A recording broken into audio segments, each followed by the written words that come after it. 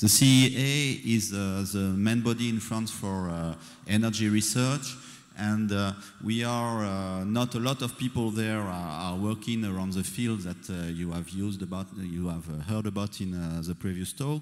We are not oceanographers. There are a few climatologists, but not many people working on the field interested in the Tara Oceans research, except that it is hosting the largest capacity in France for sequencing and genotyping and bioinformatics, called the Genomics Institute.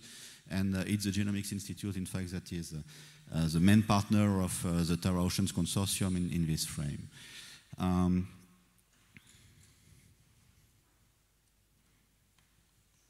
Okay. So, first of all, I would like to thank the people in CEA who gave their support to the participation of our laboratory to the Tara Oceans expedition and the Tara Oceans project. In particular, Jean Weissenbach, who was head of Genoscope and of the Genomics Institute until recently, and who gave us really the force to participate to it. And also, I think we didn't talk about the participation of Gilles Bloch before. Gilles Bloch was the head of the Life Science Department at CEA, and he was extremely supportive of this project. He really helped a lot, both at the level of the expedition and later on the scientific project by itself. And today we have also support of some of the CEA coordinated projects, in particular France Genomics, directed by Pierre Lebert. None of these three people are here today. Pierre will be there later on, but they really would have loved to be there. Unfortunately, they have other commitments.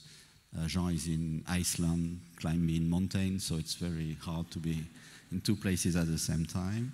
So, when we heard about Tara Oceans, it was indeed, as you said, through Colomban and then through the other people of the consortium. We had a big question: why participating in this interesting project? But we have no money, we have nothing. And Genoscope, in fact, at this time was interested in the years 2005, 2006. We were thinking about our future in face of the changes in the next-gen sequencing technologies. We see that many people are doing sequencing. There are less and less interest in classical genome projects, just sequencing a genome, analyzing it, and comparing it, which was most of the work that we were doing there. And we start thinking about a way to more integrate genomics inside multidisciplinary project where genomics is still very important because we are a large-scale facility, so we want to participate in big projects where genomics is important, but we really think that it was important to integrate interdisciplinary consortia and provide the genomics expertise that we have, the bioinformatics expertise that we have, to describe something. And most of the people that we contacted said, why not trying to describe the genetic content of a complex ecosystem? And we were in discussion with many different laboratories on many different projects, and the only one which really launched at this time was the Tara Oceans project. And what we think now that the first results are published, you have heard how it was done, and you will heard very interesting talks about the different components. My main perspective is that I'm very surprised about the way we can use the data that we have produced in terms of genomics until today. Here you have the classical representation that many people have used in Tara Oceans about the fact that we are worldwide, that we are studying all types of organisms and in ecological context.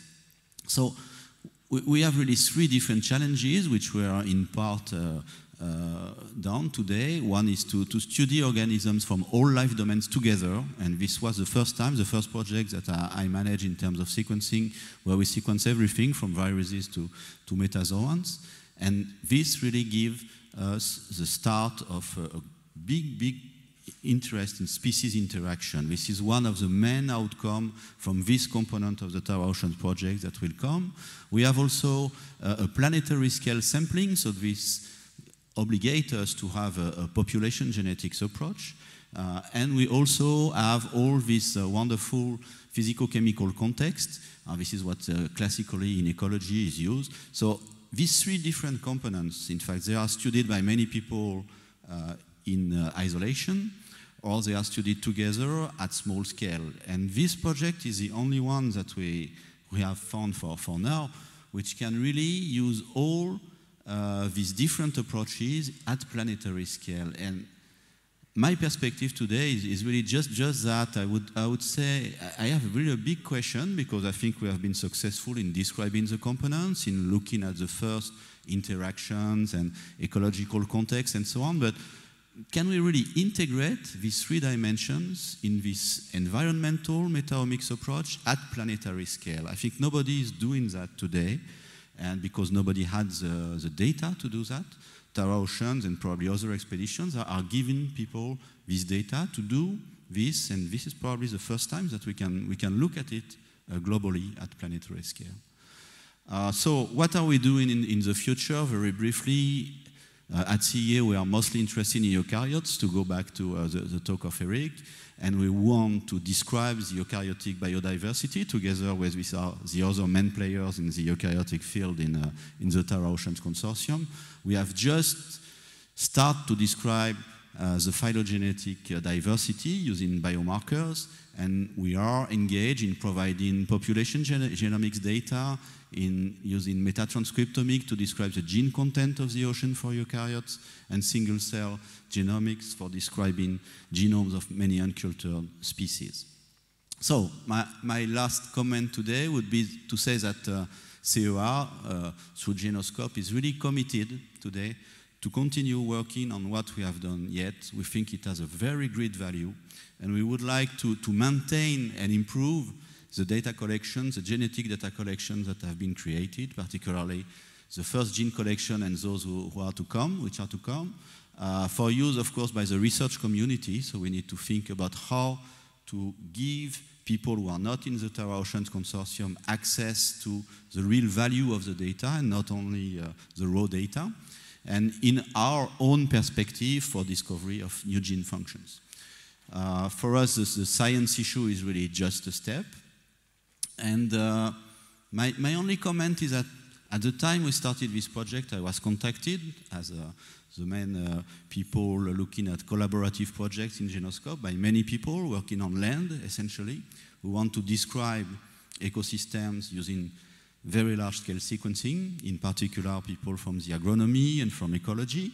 And I would really not have said that the first successful project would be on marine plankton. In fact, it's not the biome I was really thinking about. It was very difficult to find money, and it was more easy to find money on others, but apparently we succeed in doing a great step, at least toward this goal, in marine plankton. And it's a wonderful work from most people in the consortium who have allowed us to do that. So I would like to thank everybody, the Tara Ocean expeditions, everybody in the consortium for all the collective work that has been done during the last few years, and secure that we really want to be part of it in the next few years. Thank you.